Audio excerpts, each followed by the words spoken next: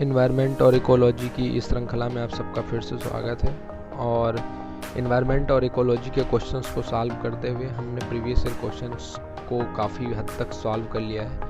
आज उसी श्रृंखला में फिर मैं 20-22 प्रश्न के आसपास लेकर के आया हूँ और देखते हैं इसे क्या क्या इंपॉर्टेंट फैक्ट्स हमें पढ़ने को मिल सकते हैं। पहला प्रश्न है, लघुत्तम वर्धन काल का जीवोम है, अर्थात वह जीवोम कौन सा है जिसको पढ़ने में सबसे कम समय लगता है। तो यह जीवोम है टुंड्रा। टुंड्रा एक ऐसा जीवोम है जिसका वर्धन काल न्यूनतम होता है। सवाना हम जानते हैं उष्णकटिबंधीय घास के मैदान है।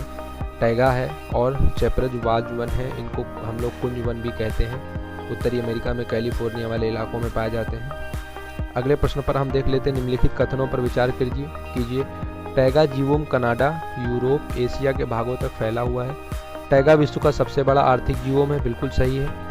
टैगा में बहुत अधिक शंकुधारी वृक्ष उत्पन्न होते हैं, बिल्कुल सही। तो इस प्रकार से इसके तीनों ऑप्शन सही हैं, तीनों फैक्ट इसके सही हैं। टैगा जीवोम कनाडा, यूरोप, एशिया के भागों में भी फैला हुआ है, सबसे बड़ा आर्थिक जीवोम भी, और सबसे ज़्यादा शंकुधारी वृक्ष जो है वो टैगा में ही होते हैं। अगले प्रश्न पर बात कर लेते हैं, प्राकृतिक वनस्पति का सर्वाधिक विकसित क्षेत्र कौन सा है। तो जो पतझड़ वन है, ये हमेशा इस फैक्ट को आप याद रखिएगा, TGT 2005 में क्वेश्चन आया, ये फैक्ट इंपॉर्टेंट है, इससे बहुत क्वेश्चन बन जाएंगे कि जो सर्वाधिक विकसित क्षेत्र है वो कौन सा। भारत में भी सर्वाधिक मात्रा में पतझड़ वन ही पाए जाते हैं। नीचे देखिए CDS 2006 में कोई क्वेश्चन पूछा गया है, निम्नलिखित में किस प्रकार के वन भारत में सर्वाधिक प्रतिशत में विद्यमान है। तो उष्णकटिबंधीय शुष्क पतझड़ वन देखा, तो पतझड़ वन जो है वही यहाँ पे विद्यमान है सर्वाधिक मात्रा में। आगे बात कर लेते हैं, एक तरफ जीवोम दिया गया है और दूसरी तरफ वनस्पति दी गई है। तो जो वन का जीवोम है वहाँ पर सर्वाधिक कौन से वन पाए जाते हैं, तो कोणधारी वन पाए जाते हैं। सवाना क्या है, तो उष्णकटिबंधीय जंगल है। मरुस्थल क्या है, तो झाड़ियाँ तथा घासें पाई जाती हैं। टुंड्रा जीवोम जो है वहाँ पर क्या है, तो वो अल्पाइन श्रेणी के वहाँ पर वनस्पतियाँ पाई जाती हैं। तो इस प्रकार से यह क्वेश्चन हो गया। दक्षिण अमेरिका में चौड़ा वृक्षरेख घास का मैदान क्या कहलाता है। उत्तर अमेरिका में प्रेरी, दक्षिण अमेरिका में क्या कहलाता है, पंपास कहलाता है। पंपास के अलावा वहाँ पर ग्रांचको भी है, लानोज भी है, इस तरीके से तमाम सारे वहाँ पर और भी हैं। इसके बाद में अगले क्वेश्चन पर बात करते हैं, तो निम्नलिखित में कौन सही सुमेलित नहीं है। एक तरफ वृक्ष दिए गए, दूसरी तरफ राज्य बताए गए। सागौन मध्य प्रदेश में पाया जाता है, चिनार जम्मू कश्मीर में पाया जाता है, चंदन कर्नाटक में पाया जाता है, साल जो है ये केरल में नहीं पाया जाता है। वनस्पति प्रधान पारिस्थितिक तंत्र को कौन सी संज्ञा दी जाती है, तो उसको फार्मेशन की संज्ञा दी जाती है। जो वनस्पति प्रधान पारिस्थितिक तंत्र होता है उसको क्या बोला जाता है, फार्मेशन बोला जाता है। किस बायोम में प्राथमिक उत्पादकता सर्वाधिक पाई जाती है। कुछ सोचने की जरूरत नहीं है, विश्वती वन बायोम, या अगर हम कहें तो भूमध्य सागरीय जो वन बायोम है वहाँ पर ही सबसे ज़्यादा जो है उत्पादकता पाई जाती है। भारतीय वन प्रबंधन संस्थान, UPPCS 99 में पूछा गया, उसके पहले MPPCS 98 में पूछा गया। देखिए ये MPPCS का क्वेश्चन था जिसको रिपीट करके अगले ही साल UPPCS ने उठा करके पूछ लिया था उसी परीक्षा से। इसके शब्द भी नहीं बदले थे, सेम टू सेम वही क्वेश्चन पूछ लिया था कि भारतीय वन प्रबंधन संस्थान कहाँ पर है, तो मध्य प्रदेश की राजधानी भोपाल में है, याद रखिएगा। इसके अतिरिक्त 2 कोलकाता में है और 1 दिल्ली में। ये 3 है जो जिनके बारे में याद रखना इम्पोर्टेंट है, और ये फैक्ट हैं जिनसे पलट के क्वेश्चन पूछे जाते रहते हैं। महोगनी, रोजवुड, अबानुस किस बायोम के वृक्ष है, तो ये सारे के सारे विश्वती वन बायोम के वृक्ष हैं। विश्व का सर्वाधिक विक्षुब्ध पारिस्थितिक तंत्र कौन सा है, तो मानसूनी बायोम है। इसमें सर्वाधिक मानवों का हस्तक्षेप है, इसीलिए सर्वाधिक विक्षुब्ध पारिस्थितिक तंत्र में आता है कौन, मानसूनी बायोम। साल, सागौन तथा शीशम किस बायोम के वृक्ष हैं, तो ये सारे के सारे मानसूनी बायोम के वृक्ष हैं। BPSC 98 में पूछा गया क्वेश्चन। भारत में सुंदरवन क्या है, तो सुंदरवन ज्वारी वनों का उदाहरण है। किसका उदाहरण है, ज्वारी वनों का, क्योंकि वहाँ पर समुद्र का इलाका है और ज्वार और भाटा वहाँ पे आता रहता है। तो ज्वार के सारे जो वहाँ पे अवसाद गाद आती है उन्हीं में वो सारे के सारे वन बढ़ रहे होते हैं, इसलिए वो किस प्रकार के वनों का उदाहरण है। UPPCS 96 में क्वेश्चन पूछा गया है, ज्वारी वनों का उदाहरण है। अगले प्रश्न पर बात करें, तो कौन सा बायोम सबसे कम जैव विविधता तथा जैव भार वाला होता है, तो वो होता है टुंड्रा, क्योंकि वहाँ पे बिल्कुल शीतोष्ण इलाकों में है, शीत इलाकों में है, इसलिए वहाँ पर सबसे कम जैव विविधता है और सबसे कम जैव भार भी है। CDS 97 में क्वेश्चन पूछा गया है। अगले क्वेश्चन पर बात कर लेते हैं। अगला क्वेश्चन हमें यहाँ से लेना पड़ेगा, तो सूची 1 को सूची 2 से सम्मिलित कीजिए। सूची 1 में कुछ घास के मैदान है, सूची 2 में देश बताए गए हैं कि कौन से देश में कौन सा मैदान पाया जाता है। तो प्रेरी की बात करें तो हमने बताया था प्रेरी उत्तरी अमेरिका में पाया जाता है। पंपाज के बारे में हमने बताया था, दक्षिण अमेरिका में, अर्जेंटीना वाले इलाकों में। वेल्ड दक्षिण अफ्रीका में पाया जाता है। और डाउन्स कहाँ पे है, तो ऑस्ट्रेलिया में है। तो इस तरीके से हम एक बार फिर से देख लेते हैं। प्रेरी क्या है, उत्तर अमेरिका में। पंपाज दक्षिण अमेरिका के अर्जेंटीना में। वेल्ड दक्षिण अफ्रीका में। और डाउन्स ऑस्ट्रेलिया में। रेंडियार किस बायोम का जंतु है, तो रेंडियार जो है कहाँ पे पाया जाता है, तो टुंड्रा बायोम में पाया जाता है। अफ्रीका के जायरे बेसिन कि कौन सी जनजाति अपना घर पेड़ों के ऊपर बनाती है। पिग्मी जो जनजाति है वो क्या करती है, पेड़ों के ऊपर अपना घर बनाती है। यूपीएससी ने 94 में क्वेश्चन पूछा हुआ है। सागर की तली पर पाए जाने वाले पादपोर प्राणियों को किस नाम से जाना जाता है, तो इन्हें हम लोग बेंथस के नाम से जानते हैं। इससे रिलेटेड मैंने 3 क्वेश्चन उस दिन टेलीग्राम पर पूछे थे और फिर उनको व्हाट्सएप पे भी पूछा था मैंने, ग्रुप में भी उनको पोस्ट किया था। तो 3 क्वेश्चन इसमें से हैं, मैं तीनों के बारे में आपको बता देता हूँ। मैं बता देता हूँ कि नेक्टन क्या होता है, मैं आपको बता देता हूँ प्लैंकटन क्या है, बेंथस क्या है और जुजैंथिली क्या है। देखिए, जो मूंगा प्रवाल चट्टानें पाई जाती हैं आप जानते हैं, तो प्रवाल रंगीन होते हैं, कलरफुल होते हैं, आपको पता है। लेकिन प्रवाल विरंजन नामक एक घटना में सुनने में आती है, जिसमें क्या होता है कि प्रवाल पूरी तरीके से सफ़ेद हो जाता है, अपना रंग छोड़ देता है। दरअसल प्रवाल सफ़ेद ही होता है, उसके ऊपर जुजैंथिली नाम का एक जीव पाया जाता है जिसके कारण वो कलरफुल दिखाई देता है। तो यदि यह क्वेश्चन पूछा जाता है कि प्रवाल किसके कारण रंगीन दिखाई पड़ता है, तो उसका आंसर होगा जुजैंथिली। अब बात करते हैं प्लैंकटन की। देखिए, जो सूर्य की रोशनी है वो समुद्र में कहाँ तक पहुँचती है, तो वो समुद्र के जल में 200 मीटर की गहराई तक सूर्य की रोशनी पहुँचती है। अर्थात वहाँ तक का जो जल है वो प्रकाशमान होता है 200 मीटर तक का। तो जो 200 मीटर उस जो रेखा है सूर्य के प्रकाश की, उसके ऊपर प्रकाशमान इलाकों में जो जीव प्राणी जंतु जो भी रहते हैं उनको हम कहते हैं प्लैंकटन, जो प्रकाशमान इलाकों में रहते हैं। समुद्र तल की विभिन्न ऊंचाइयों में रहने वाले जीवों को हम कहते हैं नेक्टन, और जो समुद्र की तली में पाए जाने वाले जीव हैं उनको हम कहते हैं बेंथस। तो नेक्टन वो हैं जो समुद्र की विभिन्न ऊंचाइयों में पाए जाते हैं। प्लैंकटन वो हैं जो 200 मीटर से ऊपर तक का जो प्रकाशमान भाग है, 200 मीटर तक का जो प्रकाशमान भाग है वहाँ पाए जाते हैं, वो प्लैंकटन है। और बेंथस वो है जो एकदम समुद्र की तली में पाए जाते हैं।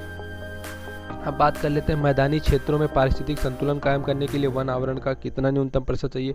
यूपीएससी ने 99 में क्वेश्चन पूछा और यूपीपीसीएस ने ये क्वेश्चन 97 में यूपीएससी से पहले ही पूछ लिया था। देखिए, इस क्वेश्चन का जवाब बहुत सारे, मैंने ये क्वेश्चन भी टेलीग्राम पर पूछा था, बहुत सारे लोगों ने इस क्वेश्चन का सही जवाब नहीं दिया था, गलत जवाब दिया था।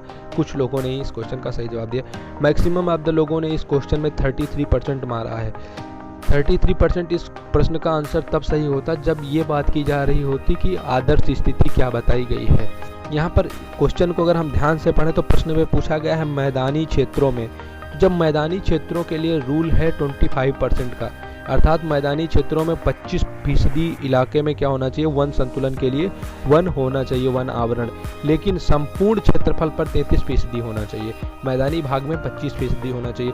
तो बहुत सारे लोगों ने क्वेश्चन को गौर से नहीं पढ़ा। हालांकि ऐसा नहीं है कि क्वेश्चन किसी को आ नहीं रहा होगा, अधिकांश लोगों को पता होगा, लेकिन प्रश्न सही तरीके से ना पढ़ने के कारण इस प्रश्न का जवाब बहुत सारे लोगों ने गलत दिया था। वन महोत्सव सप्ताह कब से कब तक मनाया जाता है, तो 1 जुलाई से 7 जुलाई तक मनाया जाता है। एमपीपीसी 96 में पूछा है।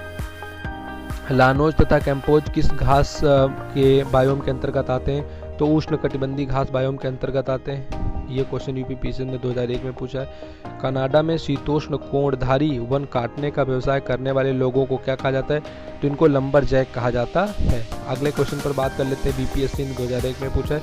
पश्चिमी हिमालय में उच्च पर्वतीय वनस्पति 3000 मीटर की ऊंचाई तक उपलब्ध होती है, जबकि पूर्वी हिमालय में वह 4000 मीटर की ऊंचाई तक उपलब्ध होता है। एक ही पर्वत श्रेणी में इस विविधता का कारण क्या है। इस विविधता का कारण यह है कि पूर्वी हिमालय में पश्चिमी हिमालय की अपेक्षा क्या होता है, अधिक मानसूनी वर्षा का होना, क्योंकि वहां पर मानसूनी वर्षा अधिक होती है, इसलिए वहां पर वनस्पति काफी ऊंचाई तक उपलब्ध होती है।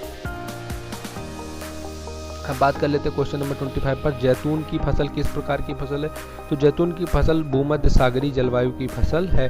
भूमध्य रेखीय नहीं, भूमध्य सागरीय। किसी भी बायोम में, RAS 98 में क्वेश्चन पूछा गया था, किसी भी बायोम में प्राणी जीवन, उसकी क्रियाशीलता की तीव्रता तथा उसकी संख्या किस पर निर्भर करती है, तो ये निर्भर करती है वनस्पति की संरचना पर, सकल बायोमास पर और जातियों के संगठन पर। किस बायोम में चराई अनुक्रम का पूर्ण विकास हुआ? तो यह है सवाना बायोम, जहाँ पर चराई अनुक्रम का बहुत ज़्यादा विकास हुआ है। स्टेपी जलवायु की सबसे बड़ी विशेषता क्या है? तो इसका उच्च वार्षिक तापांतर। बीपीएससी 99 में क्वेश्चन पूछा गया, इंपॉर्टेंट क्वेश्चन है कि जो स्टेपी की जलवायु है इसकी सबसे बड़ी विशेषता क्या है? तो जो उच्च वार्षिक तापांतर है। वार्षिक तापांतर कहते हैं कि एक वर्ष के भीतर किसी स्थान का न्यूनतम तापमान और उसी स्थान का अधिकतम तापमान, उसके बीच के अंतर को कहते हैं वार्षिक तापांतर। अब बात करते हैं विश्व के किस बायोम को प्रमुख अन्न भंडार तथा दुग्ध व्यवसाय के क्रोड स्थल की उपमा दी गई है? यूपीपीसीएस 95 में क्वेश्चन पूछा गया। तो जो शीतोष्ण घास मैदान है, बायोम है, इस बायोम को क्या कहा गया है? अन्न भंडार तथा दुग्ध व्यवसाय के क्रोड स्थल की उपमा इसको प्रदान की गई है। सागरी बायोम में प्राथमिक उपभोक्ता किसे कहते हैं? तो जो जूप्लैंक्टन होते हैं इनको हम लोग क्या कहते हैं? प्राथमिक उपभोक्ता कहते हैं। एबोनी महोगनी वृक्ष किससे संबंधित है? तो ये सारे के सारे जो है अयनवर्ती सदाबहार वृक्ष है। एबोनी है, महोगनी है, रोजवुड है। इसके अतिरिक्त ये सारे के सारे जो वन है ये अयनवर्ती सदाबहार वन माने जाते हैं, इनके अंतर्गत आते हैं, इससे रिलेटेड है। भारत में निम्नलिखित वनस्पतिक प्रजातियों में किस एक का बृहत्तम क्षेत्रीय विस्तार है? तो जो साल है, साल का वृक्ष, इसी से हमने बताया तभी कि स्लीपर बनाया जाता है। यूपीपीसीएस ने क्वेश्चन 2007 में पूछा है। साल का जो वृक्ष है वो सबसे ज़्यादा भारत में पाया जाता है। वनस्पतिक प्रजातियों में इसका बृहत्तम क्षेत्रीय विस्तार है। विश्वतीय वर्षा वनों को दूसरे किस नाम से हम जानते हैं? तो इनको सेल्वास के नाम से भी जाना जाता है। राष्ट्रीय वनिक कार्य योजना का लक्ष्य भारत में 33% भू क्षेत्र कब तक हासिल करने का था? 2012 का था, हालांकि अभी हम इसे हासिल नहीं कर पाए हैं। निम्नलिखित में से किस प्रकार के वनों का एक बृहत्तम क्षेत्र है? तो उष्ण कटिबंधीय आर्द्र पर्णपाती। पर्णपाती मतलब होता है पतझड़ वन, इनका सर्वाधिक जो प्रतिशत है वो है। अब बात कर लेते हैं 5 और प्रश्नों पर। कुंजवन कहाँ पर है? तो कुंजवन उत्तरी अमेरिका में पाए जाते हैं, जैसे मैंने बताया था 6 अप्रैल। दिल्ली, अलीगढ़, आगरा, मथुरा, मेरठ तथा मुजफ्फरनगर किसका प्रतिनिधित्व करते हैं? तो ये रूपांतरित सवाना का प्रतिनिधित्व करते हैं। ये यूपीएससी के लिए क्वेश्चन इंपॉर्टेंट हो सकता है कभी। क्राउन साइनेंस नामक परिदृश्य कहाँ मिलता है? तो ये उष्ण कटिबंधीय वर्षा वनों में ये देखने को हमको मिलता है। होता क्या है कि वहाँ पर वृक्षों के ऊपर वृक्ष उगाते हैं और नीचे सूर्य का प्रकाश बिल्कुल भी नहीं पहुँच पाता है वर्षा वनों में। कौन सा धरातलीय जीवों वानस्पतिक विकास व जीव समुदाय के दृष्टिकोण से सर्वाधिक उन्नत है? उष्ण कटिबंधीय सदाबहार कटिबंधीय सबसे ज़्यादा, उष्ण सदाबहार कटिबंधीय सबसे बेस्ट है। किस जीवों की भूमि अम्लीय तथा अल्प खनिज पदार्थों वाली होती है? शंकुधारी वन। दरअसल वहाँ जो है वर्षा की उतनी अधिक मात्रा नहीं मिल पाती है, इसलिए वहाँ की भूमि जो है क्या हो जाती है?